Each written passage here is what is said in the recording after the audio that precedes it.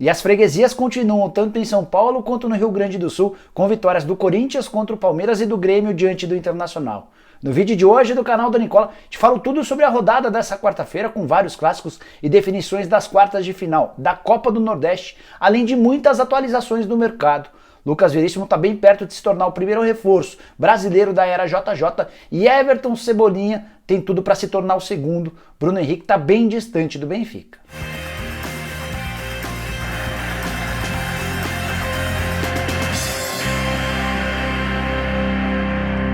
Fala aí pessoal, sou o Jorge Nicola, bem-vindos a mais um vídeo do canal. E antes de passar as informações sobre a quarta-feira quente e também sobre as últimas do mercado, quero dar uma dica para quem está a fim de ganhar dinheiro e sabe bastante sobre futebol, esquema tático e tudo mais. Você precisa conhecer o SPM 365, para mim o fantasy game de futebol mais legal que existe no mercado. Se você se inscrever e validar todos os seus dados, automaticamente já ganha $10 para começar a brincar.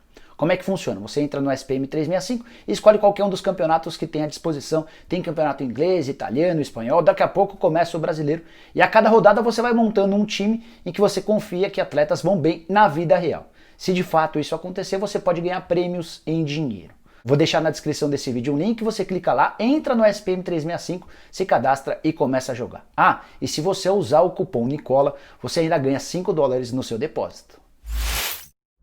Bora começar falando sobre a Copa do Nordeste, que definiu nessa quarta-feira os últimos classificados para as quartas de final. Agora restam 8 times, depois de quase 4 meses de paralisação por causa da pandemia do coronavírus. Teremos confrontos bem bacanas nas quartas de final, como por exemplo Fortaleza e Sport. Fortaleza e Bahia dividiram a melhor classificação da primeira fase e o Fortaleza vai enfrentar o Sport. Na parte de baixo da mesma chave, a gente tem Ceará e Vitória, jogo em que o Ceará é ligeiramente favorito e aí a gente poderia ter um Fortaleza e Ceará numa das semifinais da Copa do Nordeste. Do outro lado, Confiança enfrenta o Santa Cruz, jogo em que o Santa Cruz aparece ligeiramente favorito. Na parte de baixo da tabela, o Bahia enfrenta o Botafogo da Paraíba.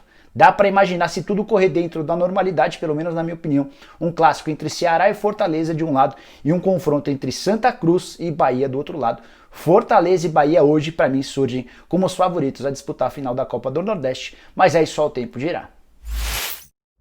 Quero falar agora sobre o Grenal 425 disputado na noite dessa quarta-feira em Caxias do Sul e que terminou, só para variar um pouquinho, com mais uma vitória do Grêmio. Já são 8 partidas de invencibilidade do Grêmio contra o Internacional, 4 vitórias e 4 empates. A última vez que o Inter conseguiu vencer o Grêmio foi em setembro de 2018. Nesse ano, já sob o comando de Eduardo Cudê, o Internacional coleciona 2 derrotas e 1 empate. Jogo muito, mas muito truncado, cheio de pancada, provocação, briga, enfim, foi bem pegado. O Grêmio chega ao gol da vitória com Jean-Pierre, que enfim foi titular, primeira vez que o meio atacante foi titular na atual temporada, depois de se recuperar de uma longa contusão. É bem verdade que o Jean-Pierre contou com a sorte para marcar o gol da vitória, ele cobra uma falta, a bola desvia na barreira e engana o goleiro Marcelo Lomba para definir o placar. É bem verdade que no primeiro tempo o Grêmio já havia perdido pelo menos 2 grandes chances, uma num pênalti desperdiçado pelo Everton e defendido pelo Marcelo Lomba, e outra na finalização do Diego Souza, que vai para fora. Com o resultado, o Grêmio manteve 100% de aproveitamento no segundo turno do Campeonato Gaúcho e lidera a sua chave com 12 pontos conquistados, a chave B, enquanto o Internacional aparece com 7 no Grupo A. Bora falar sobre o Campeonato Paulista, que teve jogos bastante importantes na noite dessa quarta-feira na retomada da competição. Queria começar destacando a vitória da Ponte Preta por 2-0 contra o Novo Horizontino. Novo Horizontino era o único time invicto, acabou derrotado e por isso já não tem mais chances de classificação para a próxima fase. Já a Ponte, que era lanterna, conseguiu uma vitória extremamente importante para dar uma respirada na luta contra o rebaixamento. No mesmo horário, o Santos acabou empatando contra o Santo André na Vila Belmiro 1-1.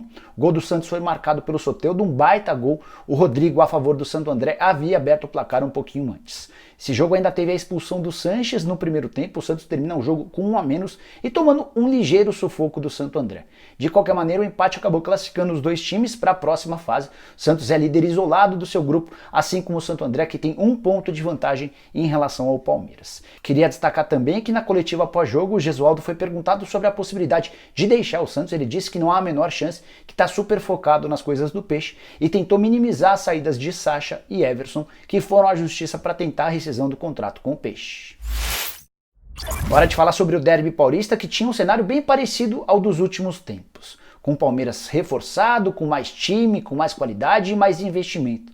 Do outro lado, um Corinthians em crise, com problemas políticos e devendo salários. São 2 meses de salários atrasados. Apesar de tudo isso, a vitória ficou com o Corinthians 1-0, gol marcado pelo Gil ainda no primeiro tempo, com ligeira falha do goleiro Everton.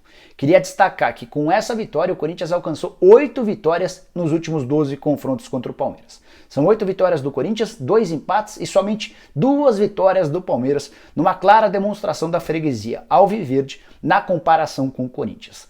Dessa maneira, o Palmeiras desperdiçou a oportunidade de eliminar o Corinthians do Campeonato Paulista e mais, e de deixar o time de Thiago Nunes bastante ameaçado em relação ao rebaixamento. Com a vitória e os 14 pontos, o Corinthians já não tem mais chance de cair e agora vai depender de tropeços do Guarani, que enfrenta nessa quinta-feira o Botafogo. E no domingo o São Paulo. O Guarani não pode vencer nenhum dos 2 jogos. Se o Corinthians conseguir vencer o Oeste, somando a esses resultados, esses tropeços do Guarani, o Corinthians ainda pode passar para a próxima fase do Campeonato Paulista.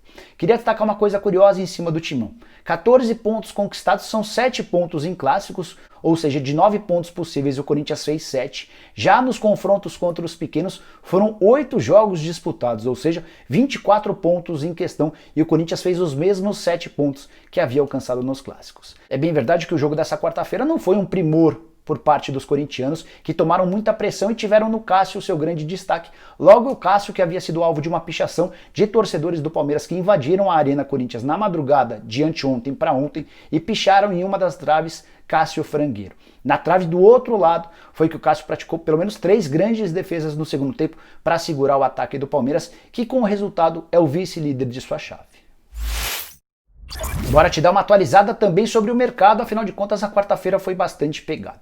Quero começar falando sobre Lucas Veríssimo, que pode ser anunciado nas próximas horas como o primeiro reforço brasileiro de Jorge Jesus no Benfica. O zagueiro do Peixe já se acertou com o Benfica e vai receber 2,5 milhões de euros de salários livres de impostos por temporada num vínculo de 4 anos.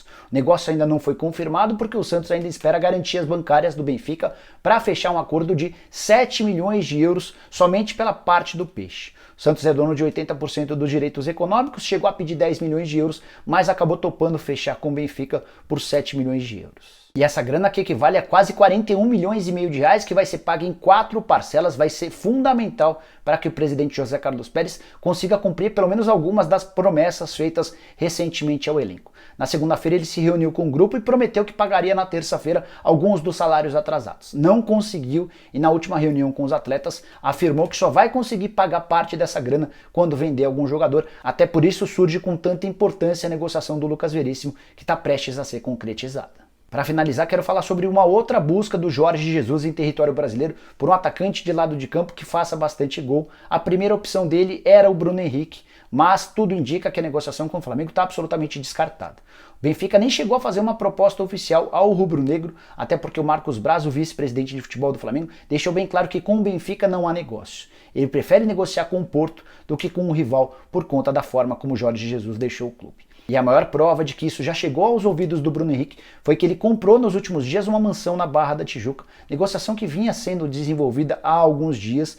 Especulou-se até a possibilidade dele desistir da compra de uma mansão. De fato isso aconteceu, mas uma outra mansão que ele não tinha gostado tanto. Quando ele conheceu essa, ele acabou definindo pela compra e deve se mudar nos próximos dias. Se o Bruno Henrique tivesse alguma perspectiva de se mudar para o Benfica, certamente adiaria, postergaria a compra dessa casa. Então é mais um indício de que o Bruno Henrique vai ficar no Flamengo.